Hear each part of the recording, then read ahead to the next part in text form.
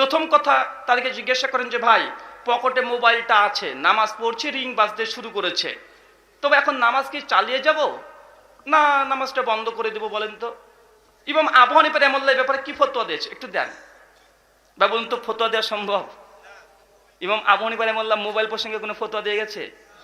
তো এখানে কার মাযহাব মানে প্রশ্ন করেন। যারা বলছে মাযহাব না মানলে জাহান্নামে যেতে হবে, ইমাম আবু হানিফা রাহিমাহুল্লাহর মাযহাব বা শাফিঈর মাযহাব না মানলে জাহান্নামে যেতে হবে, তাদেরকে প্রশ্ন করেন যে ভাই, মোবাইল ফোন পকেটে আছে, মোবাইল রিং বাজছে, নামাজ পড়ছি, এখন কি মোবাইলটা বন্ধ করব না নামাজটা কন্টিনিউ করব?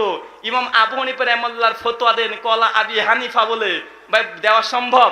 তো এইখানে কার মাযহাব মানা হয়? দুই, আপনার স্ত্রী আছে সৌদি আরব, আপনি আছেন বাংলাদেশ, সৌদি আরবে, আপনার স্ত্রী আছে বাংলাদেশে। এখন সৌদি আরব থেকে আপনার স্ত্রীকে ইমামের মাধ্যমে ফোন করেছেন, আপনার স্ত্রী একদম হালাল স্ত্রী, দেন মোহর দেওয়া। এখন আপনি বলছেন যে আপনার স্ত্রীকে যে তুমি তোমার শরীরটার কিছুটা অংশ আমাকে দেখাও। এখন এই ইমো ভিডিওর মাধ্যমে নিজের স্ত্রীর নগ্ন শরীর দেখা জায়েজ না না জায়েজ? এটা ইমাম আবু হানিফা রাহিমাহুল্লাহর ফতোয়া থেকে প্রমাণ দাও বা দেওয়া সম্ভব? এখানে কার মাযহাব মানা হয়?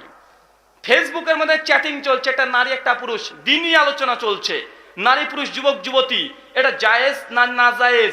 ইমাম আবু হানিফা রাহিমাহুল্লাহর ফতোয়া দাও বা দেওয়া সম্ভব? সহবাসের ক্ষেত্রে ক্ষণস্থায়ীভাবে কন্ডম ব্যবহার করা জায়েজ না না জায়েজ? ইমাম আবু হানিফা রাহিমাহুল্লাহর ফতোয়া দাও, দেওয়া সম্ভব? টেস্টি বেবি টিউবের মাধ্যমে সন্তান নেওয়া যাবে কি যাবে না? টেস্টি বেবি টিউব বোঝেন তো, যাবে কি যাবে না? এটা ইমাম আবু হানিফা রাহিমাহুল্লাহর ফতোয়া দ্বারা প্রমাণ করো ভাই, সম্ভব?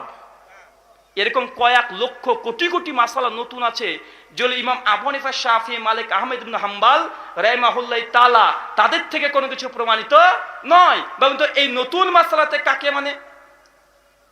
কাকে মানে নতুন মাসালাতে কাকে মানা হয়? তারা যে বলছে যে একটা মানতে হবে, তারা বলছে কোরআন হাদিস বুঝি না, তবে নতুন নতুন মাসালা যে আসছে, এই মাসালায় কার তাকলিদ করা হয়, কার মাযহাব মানা হয়? কে? কোন উত্তর আছে? জি না ভাই। শুধু ডাক্তারি শাস্ত্র, ডাক্তারি শাস্ত্র বোঝেন না ভাই? এই ডাক্তারি শাস্ত্রের মধ্যে না হলে কয়েক হাজার নতুন মাসালা আছে। ইন্টারনেট, মোবাইল ফোন, কম্পিউটার, এগুলো নিয়ে কয়েক হাজার নতুন নতুন মাসালা আছে।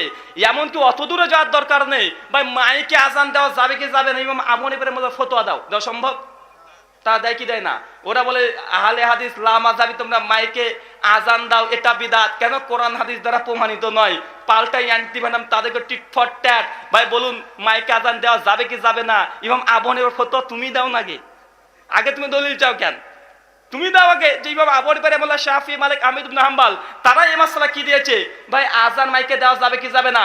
ইমামে আজম আবু হানিফা, ইমাম শাফিঈ আজম, মনে হয় সকল ইমামই হচ্ছে ইমামে আজম, কেউ তাদের গ্রন্থে লেখা আছে, শুধু একজন নয়। তবে বলুন তো, এই চার ইমাম থেকে এই নতুন আধুনিক মাসআলার দলিল দেওয়া সম্ভব? তাহলে কার মাযহাব মানা হয়? আমি শুধুমাত্র আপনাকে পয়েন্টগুলো ধরিয়ে দিচ্ছি যে নতুন মাসআলাতে তারা কারো তাকলিদ, ধরেন ইমাম আবু হানিফা কেন চার ইমামের মধ্যে কারোই তাকলিদ করে না, তখন নতুন নতুন মুজতাহিদ তারা হয়ে যায়, তখন কোরআন হাদিস থেকে দলিল দিয়ে তারা সমাধান দিতে পারে। কিন্তু নামাজের ফলেদান করতে হবে কি হবে না, জোরে আমিন বলতে হবে না আস্তে আমিন হবে বলতে হবে, এগুলো নাকি তারা বোঝে না, কিন্তু এগুলো বেশ ভালো ভালোই বোঝে।